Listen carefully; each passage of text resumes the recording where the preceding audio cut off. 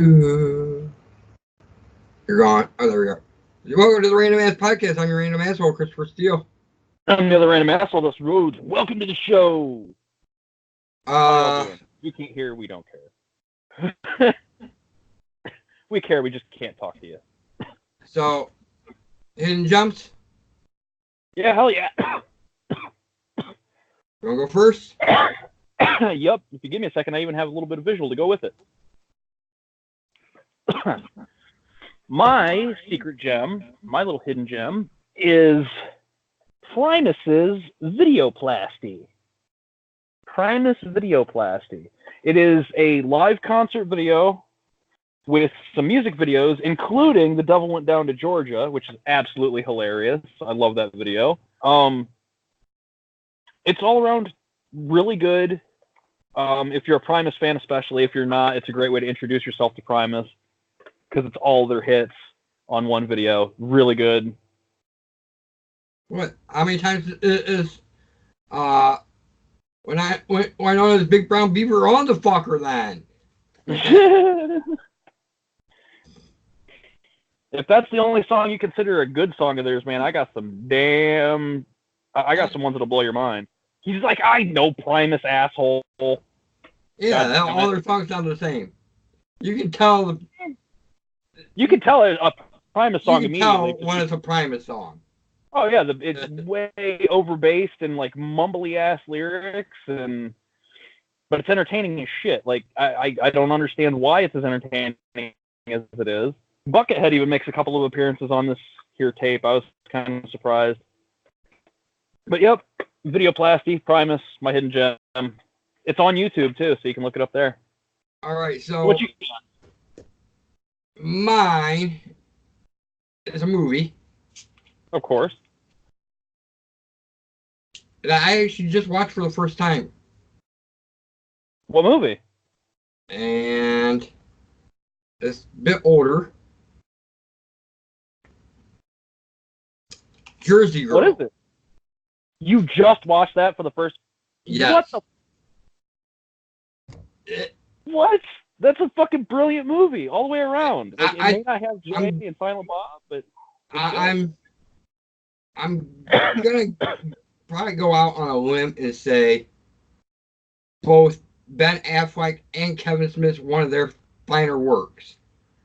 Yes, one of the best of both of those people. Same with George Carlin. He finally got to be a star in a movie. The one thing he always wanted to do. George Carlin was great. Oh, amazing! I liked the movie initially because Jennifer Lopez dies. Yeah. And then I watched it. Then I watched it beyond that. Like, all right, she's dead. Now what? And it's a really good movie. That little girl's an amazing actress. I think it got shit on by critics. Oh yeah, it got buried by that Bennifer bullshit. Everybody thought Gigli thought it was gonna be like a sequel to Gigli or some shit because they're both in it, and it's like, no, this is a Kevin Smith flick. It's way different. Right, and it's even different for most of Kevin Smith stuff. Oh yeah. No stoner comps really. It's PG. Yeah. Like Sweetie Todd. Yeah. They're gonna watch Sweetie Todd. You know how horrible the movie that is. And she's just there, like, eyes wide open, pulling it all in. Just because, like, fuck cats, yo. Oh, that was... What's her name? Liv Tyler. Liv Tyler? She's hilarious in that. I liked it when the daughter catches them. Yeah. Hilarious. That's just a golden fight. Dude, that whole movie it deserves a sequel. It really does. Yeah. Especially now that Raquel Castro has grown up. She's still an actress. She's an amazing singer. I think it would be nice to revisit them. You know, have the movie pick up with George Carlin's character dying. Right. They have it pick up at the funeral, so we know that character's gone. But then it gives a reason for, like, Ben and all of them to like get together that one last time. We could even have a little thing like where the relationship between Liv and Ben fell apart afterward because he started, he was caring too much about the kid, worrying about raising her than his own shit. I don't know about that. Have him and the daughter have moved out of Jersey. Like he becomes a rep again, like he was. They move out of Jersey. His dad dies. That's what brings him and her back to town. Right. Now that would be a good spin around back in. But I heard the Jersey Girl is actually getting a nod in Jay and Silent Bob Reboot. Like all of his movies are getting nods. Right. Deservingly so. Oh yeah. It was a great movie.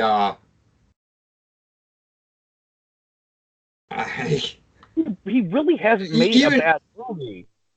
Right. Even Will Smith even had a bit in it. Oh yeah. Oh god, it's amazing. Like they make you think he's gonna do an early cameo with the whole Fresh Prince thing, and then like, will you shut up about the damn Fresh Prince? He's a flash in the pan 2-bit actor. He won't be here in fucking 10 years, and like he's like the biggest star ever. And he's just like sits down next to him, and it's like, yeah, he gets his moment where Will Smith is like, you did the right thing, more or less. He doesn't tell him who he is, though. Right. See, and there again in the sequel, you could have Will Smith find out, like, figure out, hey, you're that son of a bitch that you made the right decision. A 2-bit actor. Yeah, he was though. He was back in the day, dude. Before Independence Day, he really was just a 2-bit actor. He was the Fresh Prince on TV, and he had one other movie. What the hell is it? 6 Degrees of Separation, where it was a drama that he was in. He wasn't shit when in '94. He really wasn't. Right. So Ben Affleck made a good assumption, because look at how many other like flash in the pans that occurred right then, like Marky Mark. Yeah, he eventually abandoned the Marky Mark thing and became a I can't even say decent actor. He became an actor. Right. Like Ted is the best thing he's ever done, but I don't think there's much acting in that. He just gets really high and talks to a teddy bear. Right. With Seth MacFarlane directing, done on set. I didn't care for Ted 2 that as much. I liked them both. They were both funny in their own way. Yes, but Ted 1 is definitely better. Hey, little co. Yes, but I don't see it being a real sequel with what's her name? No, Mila Kunis. Yeah, Mila Kunis not there. I'm sorry, she put up with Ted for how long, and then wished him back to life. Yeah, and then just disappears. And then she disappears? Oh, no, that don't make no sense. It was actually a scheduling conflict. I know it. She was pregnant. They're talking about Ted 3 and her coming back. And he gets pissed off at fucking Marky Mark's fucking bullshit character and moves in with her because she's the one that wished him back to life. I could see that being a really good sequel. Right. Because Marky Mark, I don't think wants anything to do with the next one, so it would make perfect sense to just like abandon his character and go to the. Yeah. It would make it full circle. It would tell a complete story then. Finally. Yeah, because like I said, I know it was scheduling conflict, definitely with her being pregnant. Right. Which I honestly, if I was fucking Seth MacFarlane, I would have written it in. Well, I think she was late in her pregnancy. And was that her first pregnancy? Yeah. Put her in a green shirt. Fucking skinny her ass out. Oh. She was all about being a mom. Totally. All that shit. That's why Meg disappeared from Family Guy for that little burst. She's made. She doesn't need to fucking work. Right. And she's married to Ashton Kutcher, who, on top of that, is fucking made as well. Like, they don't need to do anything. I admire the fuck out of Ashton Kutcher for, like, you know, me and government aren't exactly on the same fucking page of shit. But when Ashton Kutcher starts fucking, like, organization to help the FBI track down missing kids and shit, like, he's doing something good with his fucking money. Right. He's not fucking Danny Mastersoning it, you know, using it to pay off all the bitches that he's raped. The difference is they throw themselves at Ashton Kutcher. Fucking Hyde has to work for it. Which is weird. It really is, because Hyde was the coolest of the bunch. Right. And he was, I can't, what the hell was his name in Roseanne? He wasn't Jimmy. Originally dead. Jimmy, yes. He replaced, he was the new boyfriend when she broke up with David. Yep. That was like almost exactly the same as David. Yeah, pretty much. A pushover in the comics. Yeah, it's pretty much just David recast. That she broke up. No, I think he broke up with her. Yeah, because he wasn't as much of a pushover as David, and then they got David back at the same time, so they could, you know, uncast the recasting. Well, they only had him in like 1 or 2 episodes. I'm trying to remember why, though. There's something came up with damn it, I want to call him Leonard, and I know it's not his real name. No, it's isn't it Jim Gillespie? Yeah. Jim Gillespie. Yeah. Something like that. Jim. Leonard, David, whatever the fuck we want to call him.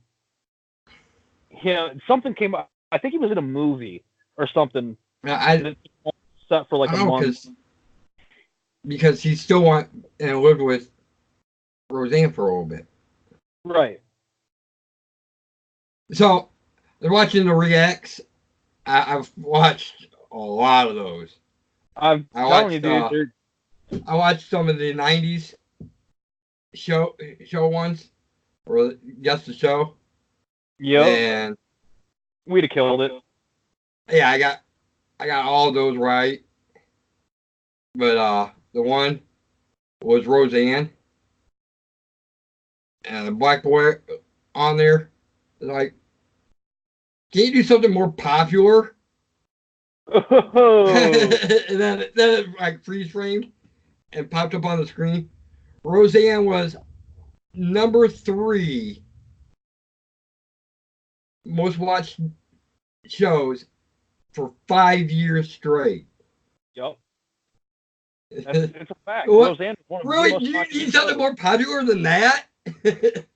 I think the only show that I can think of myself, like right off the top of my head, that was more popular than that in that same time frame would have been like Home Improvement. Like that was the number 1 show for like 6 years. How? I have no fucking idea. I was thinking Friends. When it Friends started, came out after Roseanne, actually. I think it started before. There was actually 2 years of crossover of Friends and Roseanne. And then Seinfeld. 97. Seinfeld, I love that show for what it is. Like I for the historical mark that it made, it's a great show.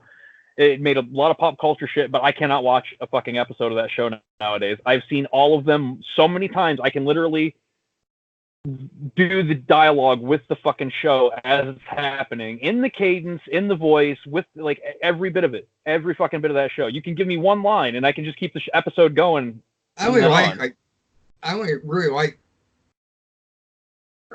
2 or 3 episodes of that show. There's only one episode that I've only seen once, and it's because it only aired once. It never got picked up in syndication. It's the Puerto Rico Day Parade.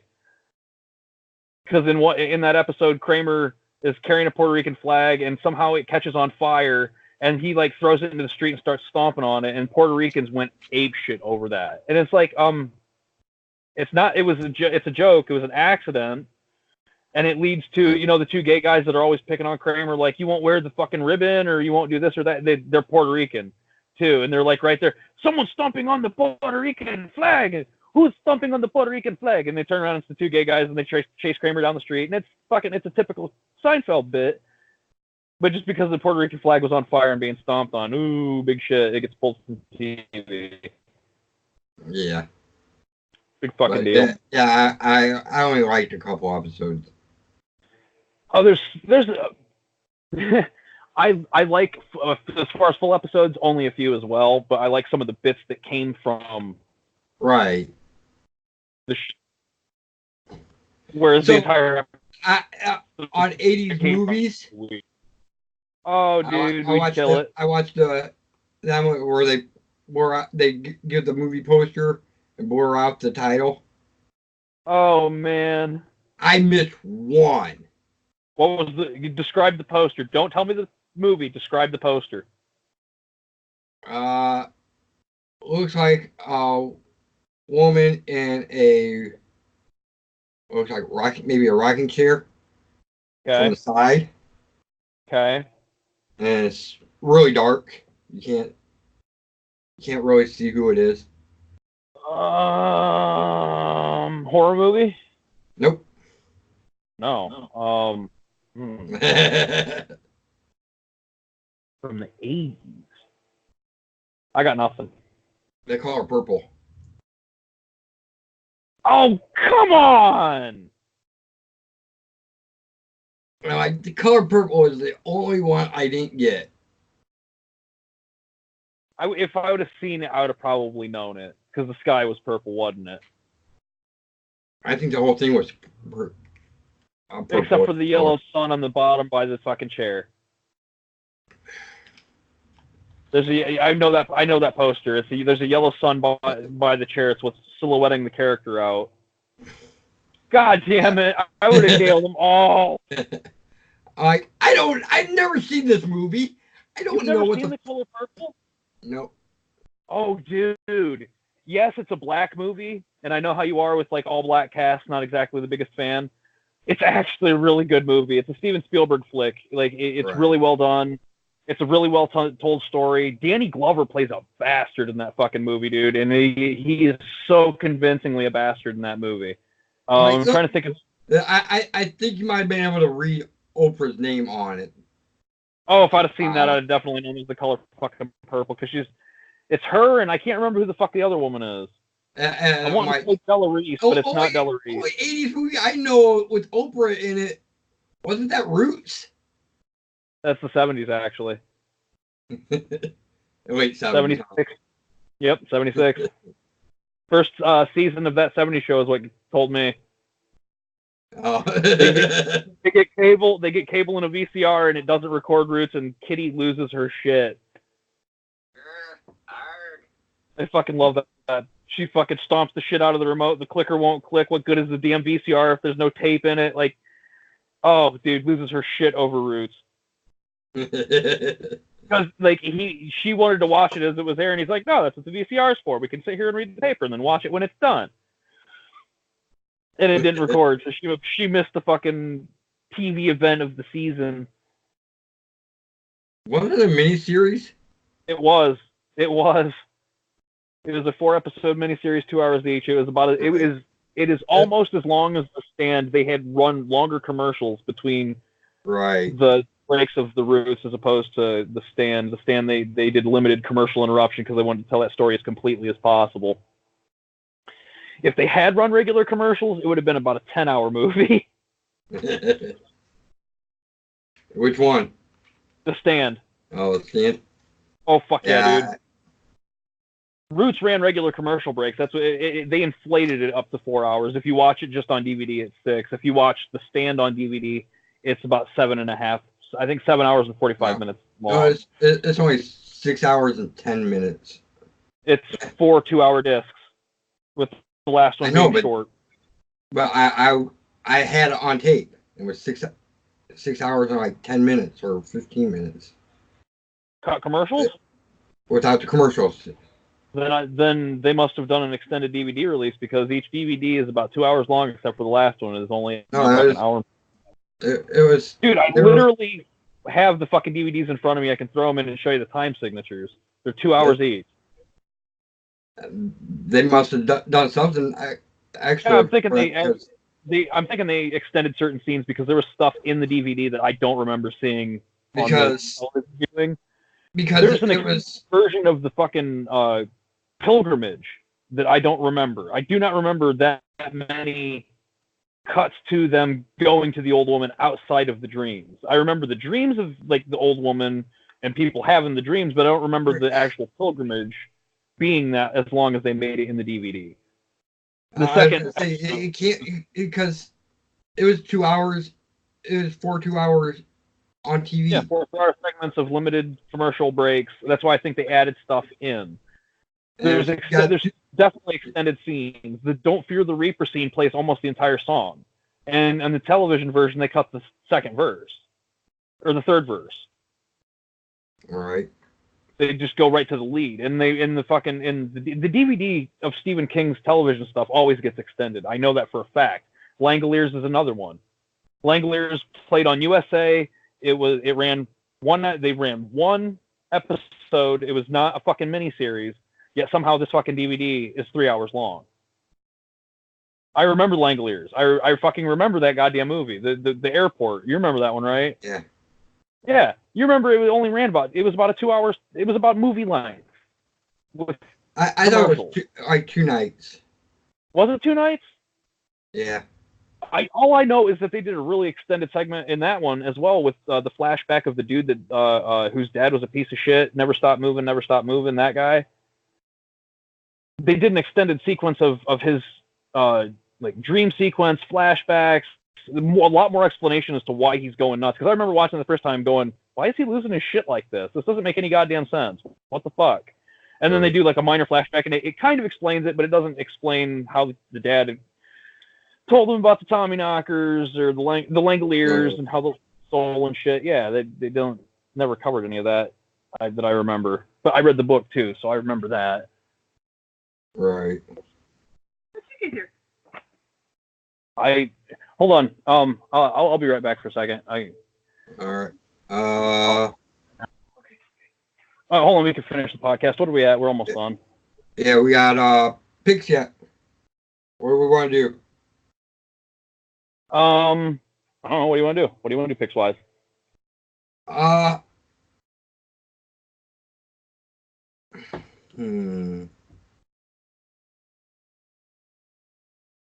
I'm not sure. I got it. I do have a suggestion for a future episode. Why are you frozen? Why are you frozen? You're not moving. I'm here. Are you here? All right. Yeah, there we are. You're all frozen on my screen. I'm all frozen on your screen. Something's gone to hell in a handbasket. I got an idea for picks though. 80s movies that deserve sequels or reboots. Movies that deserve sequels or reboots? 80s movies. 80s movies that deserve sequels or reboots. Didn't they already do all the reboots and the sequel? No, I got 3 of them right offhand that I know they didn't do a sequel or reboot to. And I'll start. You're going to hate me for the first one, though. They need to do a reboot of Adventures in Babysitting. Yeah. All right, so... I know I was probably going to be one of yours. No, I thought of one, and I'll hate it when it happens, if it happens. But... What? Spaceballs. Oh, I don't... That'd be a rough one, dude. It would be fun, but it would be rough. God. No John Candy, no Mel Brooks. Even more stuff to work with now, though. True. So true. Spaceballs 2. They did an animated series. Yeah. Yeah, full-on reboot. Full-on reboot would be good. I think they should do a reboot. Or even, just a flat-out remake, not a reboot, a remake of April Fool's Day. You remember that movie? Not really. It's a horror movie. People keep getting killed left and right, and it turns out that the main girl we think is the hero is actually the killer the whole time. Okay. The Yeah, boot cover has her hair in a noose on the back. It was a really shitty movie. I just love the twist, and I would love to see it redone. I was thinking that. You ever see Valentine's Day? Yes. I that's already been done. It's prom night or April Fool's Day. Right. So what's your second pick? All right. A lot of people are gonna hate me for this one. What's that? The Breakfast Club. I agree. I have to say you're right. That would be a great one to remake in a modern era. Because if not now, when? Like, especially you could diversify the cast a lot more too. Right. Make the athlete black. Make the nerd Asian. I'll just develop all the stereotypes. Yeah, pretty much. I would make the loner. Only character I wouldn't change is Bender. He would be the white, hate-filled, just like doesn't actually hate people, just has such a fucking rough life, but he's white, so nobody cares. No. Make the athlete the Asian. The nerd, the black kid. Make Bender a female. Right. Jane Bender, where she's just super pissed about everything. All right, your last one. The last movie that should definitely get a remake from the 80s. Oh man, that's such a rough one.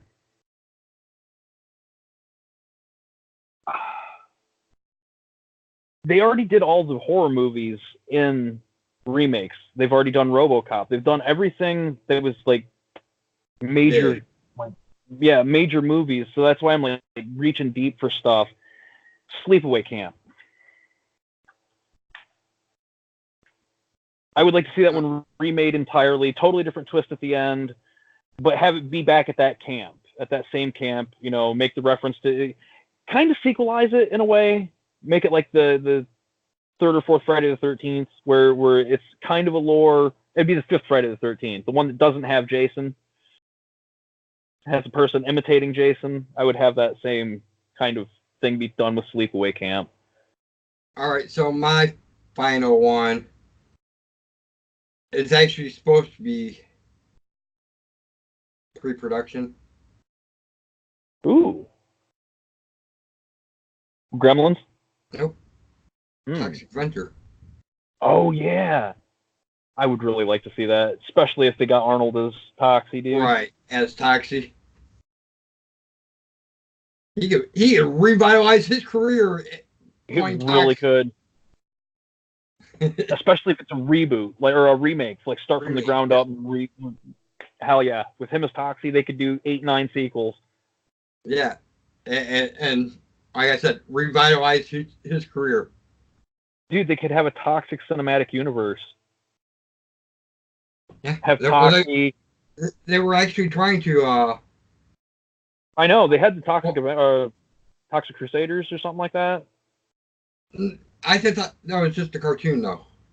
It was, but they could do movies for each of those characters and slowly do like an Avengers version of. They had damn it, the chicken. The night Poultrygeist. The night of the chicken. That's the one. The Poultrygeist.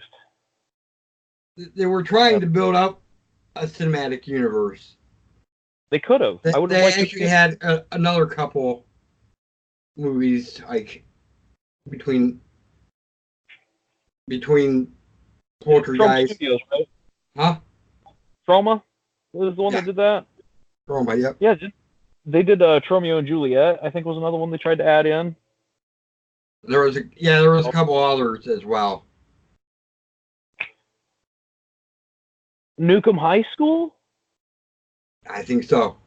That one's actually narrated by Stan Lee as Peter Parker. Which I always found hilarious. So is that technically a Spider-Man? Does that go into the MCU because it's got Stan Lee? question. And he's Peter Parker. Right. That's, dude. Those questions that can't be answered because he's no longer with us.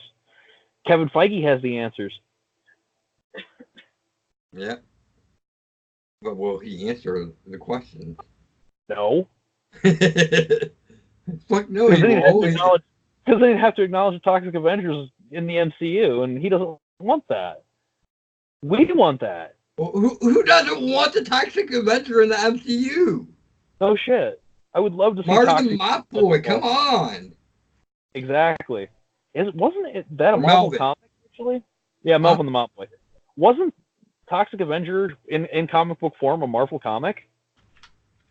I think so, but I'm not positive. I thought that was in the same like vein as like the Howard the Ducks, where it was Marvel, but it didn't really count. But now it counts because everything Marvel is all in the same universe, I guess. I don't know about that. Hold on. We could do a whole episode on fucking trauma. Toxic Avenger.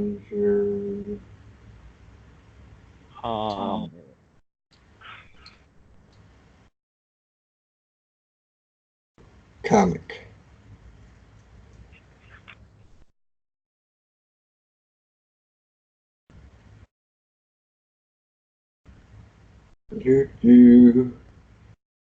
Just give me the freaking picture. I want to see the corner. Yeah, that's Marvel. I knew it. I don't know if you can see that. Lift it up a little bit. Yep, that's that. Yep, that's the Marvel. That is Marvel Comics. Top left corner. Yep. That's what I thought. So Toxic Avenger could be a part of the MCU. Could you imagine Arnold Schwarzenegger as Toxic Avenger in the MCU? Oh, God. Now we got to write to Feige. Yep, maybe we just have to inundate Feige's Twitter. Come on, Arnold as the Toxic Avenger in your fucking universe. Right? It belongs there. He does. He does. It's a damn travesty that he's not there. Well, we've done our picks. We've done our episode. All right. Like, share, subscribe. Comment. Tell your friends. Tell your friends. Tell your enemies. Tell your friends. Enemies. Until next time. Keep it random and peace.